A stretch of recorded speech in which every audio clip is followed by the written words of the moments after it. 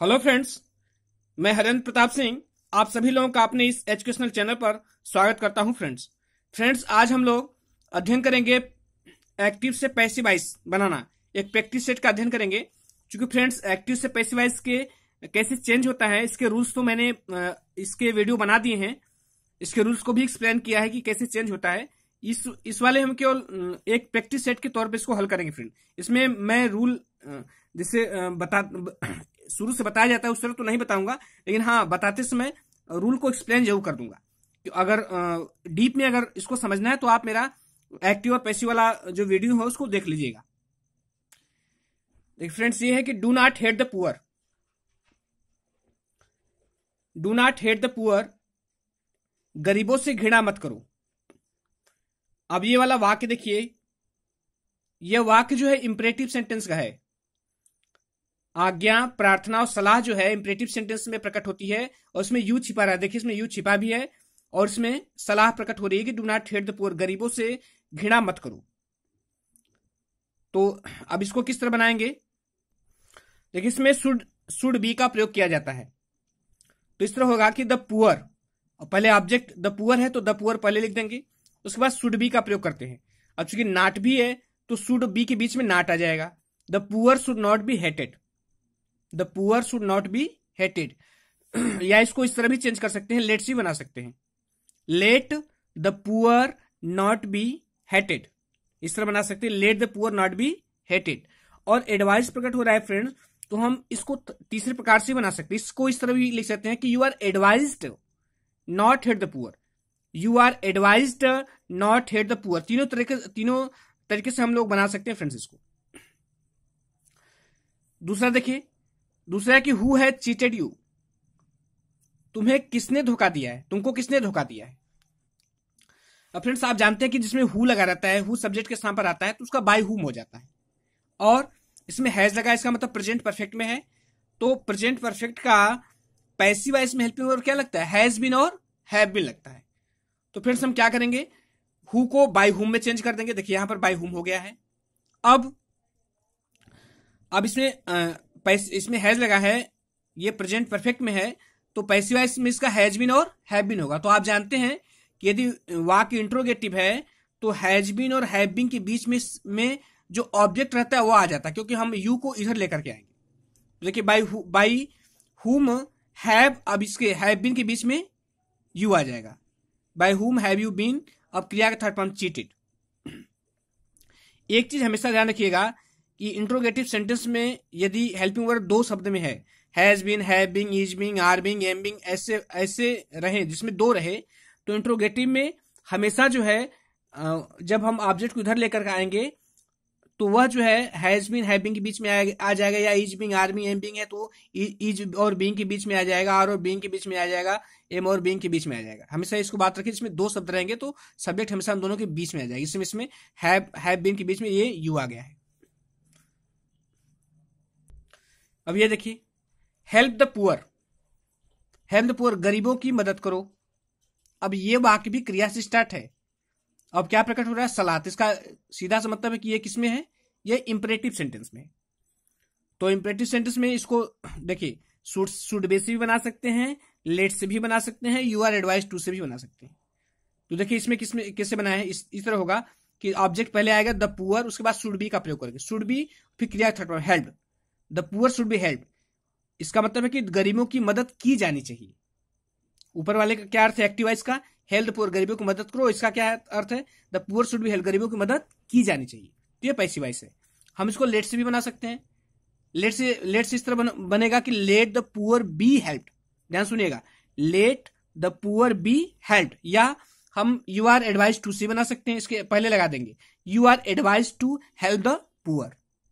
आपको सलाह दी जाती है कि गरीबों की मदद करो।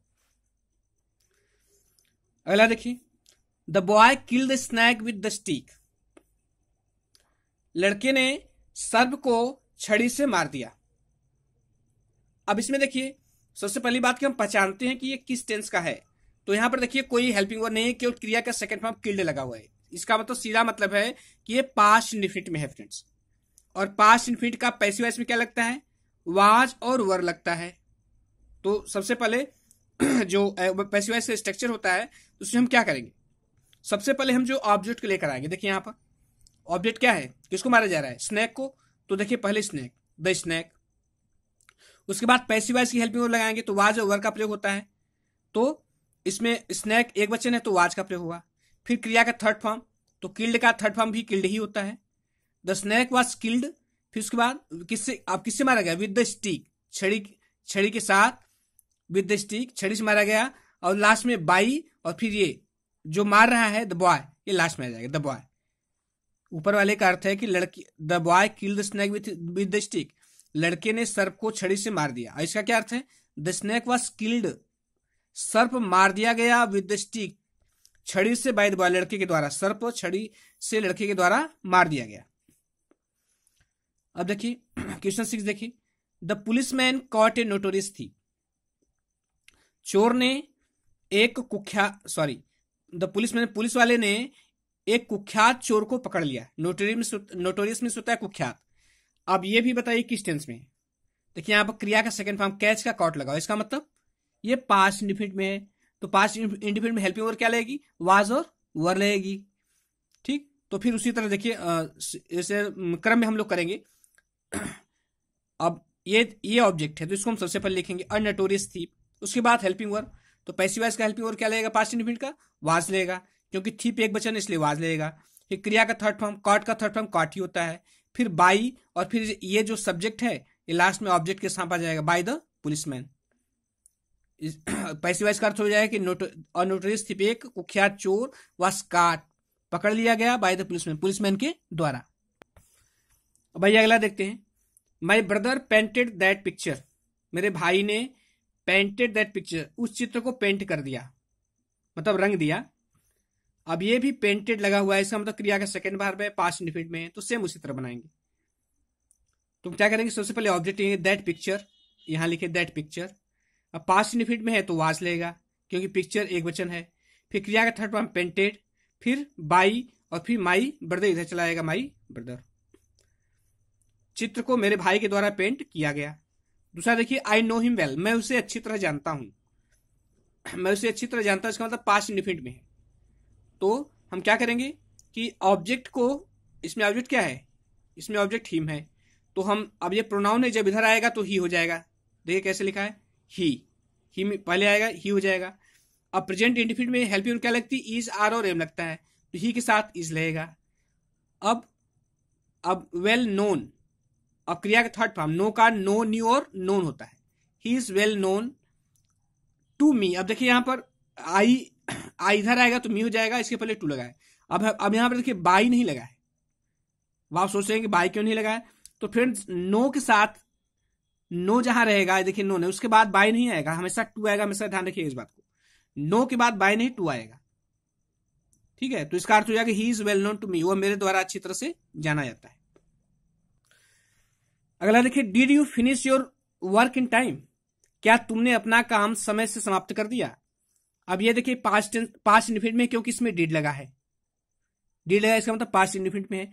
तो हम बनाते समय फ्रेंड्स हम भी क्या करेंगे, जो पास्ट इंडिफिनिट टेंस है उसका पैसिव वॉइस का जो हेल्पिंग वर्ब लगता है उसको भी हम शुरू में ही रखेंगे, लेकिन किसके अनुसार रखेंगे, जो ऑब्जेक्ट इधर आएगा। ऑब्जेक्ट कौन सा है, योर वर्क है, तो योर वर्क क्या है, एक सिंगुलर सब्जेक्ट है, तो इसके साथ क्या लगेगा, वाज, फिर ऑब्जेक्ट इधर चला आएगा, योर वर्क, फिर क्रिया का थर्ड फॉर्म फिनिश का, फिनिश्ड इन टाइम, इसका अर्थ होगा was your work finished in time, क्या तुम्हारा काम समय से समाप्त किया गया।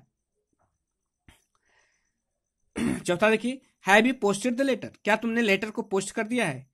अब इसमें देखिए ये हैव लगा है, क्रिया का थर्ड फॉर्म, इसका मतलब ये है कि ये प्रेजेंट परफेक्ट टेंस में है, और जब प्रेजेंट परफेक्ट टेंस में है तो इसमें हेल्पिंग वर्ब क्या लगेगी, हैव बीन और हैज बीन।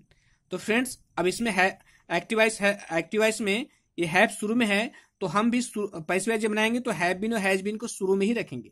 लेकिन मैंने बताया है अभी कि इसमें दो शब्द रहते हैं, हैज बीन और हैव बीन है, तो उसमें क्या होता है कि इंट्रोगेटिव सेंटेंस में जब ऑब्जेक्ट होता है इन दोनों के बीच में आ जाता है, हैज बीन और हैव बीन के बीच में आ जाएगा। तो देखिए कैसे बनाया, देखिए अब यहाँ हैज बीन और हैव बीन ले आएंगे, लेकिन अब हैज बीन ले आएंगे कि हैव बीन ले आएंगे यह निर्भर करेगा, ये जो ऑब्जेक्ट इधर आएगा देखिए द द लेटर एक वचन है इसलिए हैज लगा है। हैज द लेटर बीन, अब क्रिया का थर्ड फॉर्म पोस्टेड, अब यहाँ यू नहीं दिया है फ्रेंड्स, बाय यू आप लगा दीजिएगा लास्ट में। Has the letter been posted by you, यहाँ दिया नहीं है, भूल गया है, बाय यू रहेगा इसके बाद। अगला देखिए Raju will post the letter, Raju letter को पोस्ट करेगा। अब देखिए इसमें विल लगा है, इसका मतलब ये फ्यूचर इंडिफिनिट में है, तो फ्यूचर के इंडिफिनिट के पैसे में क्या लगता है, विल बी और सेल बी। देखिए Raju will post the letter, अब इसमें लेटर, द लेटर क्या है, ये ऑब्जेक्ट है, द लेटर इधर आ जाएगा, उसके बाद विल बी और सेल बी लगेगा, तो देखिए द लेटर विल बी, फिर क्रिया का थर्ड फॉर्म पोस्ट का, पोस्टेड बाई, और राजू इधर आ जाएगा, राजू लेटर, इसका अर्थ होगा कि लेटर जो है राजू के द्वारा पोस्ट किया जाएगा। अगला देखिए he has made a mistake, उसने, वह गलती कर चुका है या उसने गलती किया है, ये इसमें हैज लगा है, क्रिया का थर्ड फॉर्म, इसका मतलब ये प्रेजेंट परफेक्ट टेंस में है, तो इसको जब इसका हेल्पिंग वर्ब क्या होगा, पैसिव वॉइस का हैज बीन और हैव बीन, तो अ मिस्टेक ये ऑब्जेक्ट है, पहले आएगा अ मिस्टेक, फिर हैज बीन, फिर क्रिया थर्ड फॉर्म मेड बाई और ही, प्रोनाउन इधर आएगा तो हिम हो जाएगा। आइए अब अगला देखते हैं, द जज फाउंड द प्रिजनर गिल्टी, कह रहा है जज ने कैदी को दोषी पाया।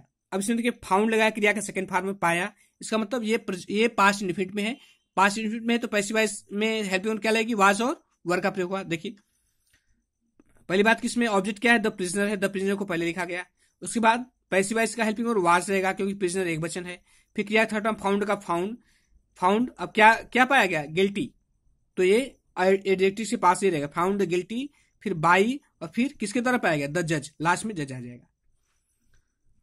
दूसरा है मिस भावना टीचेज मी साइंस, मिस भावना टीचेज मी साइंस, मिस भावना मुझे साइंस पढ़ाती हैं।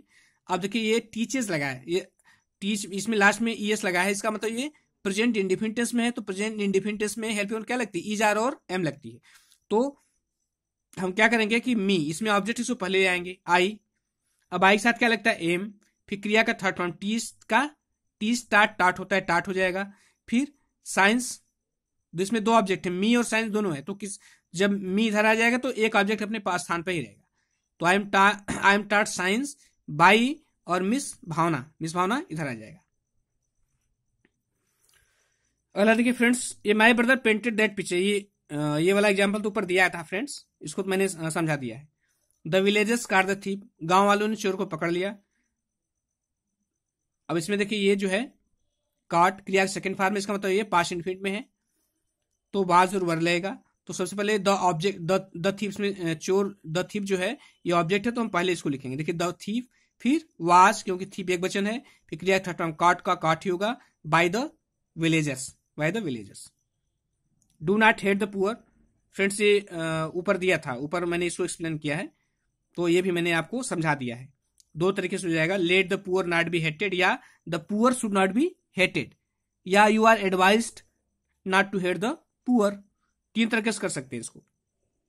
तो फ्रेंड्स ये कुछ एग्जांपल थे एक्टिव से पैसिव बनाने की, और मैंने आपको समझाने की कोशिश की है, और आशा करता हूँ कि समझ में भी आया होगा, और यदि ना समझ में आया हो, यदि रूल्स भूल गए हैं, तो मेरा एक्टिव पैसिव वॉइस का वाला जो वीडियो है देख लीजिएगा, पूरे अच्छी तरीके से रूल को मैं समझाया हूँ, तो आपको अच्छी तरह से समझ में आएगा, पूरा एक एक सेंटेंस को मैं समझाया हूँ, पूरा टेंस वाइज समझाया हूँ, प्रेजेंट इंडिफिनिट का, प्रेजेंट कंटिन्यूअस का, ये पूरा टेंस वाइज समझाया हूँ, और जो भी सेंटेंसेस हैं इंपरेटिव सेंटेंस का उसको भी समझाया हूँ, तो आपको अच्छी तरह से समझ में आ जाएगा यदि आप भूल गए होंगे।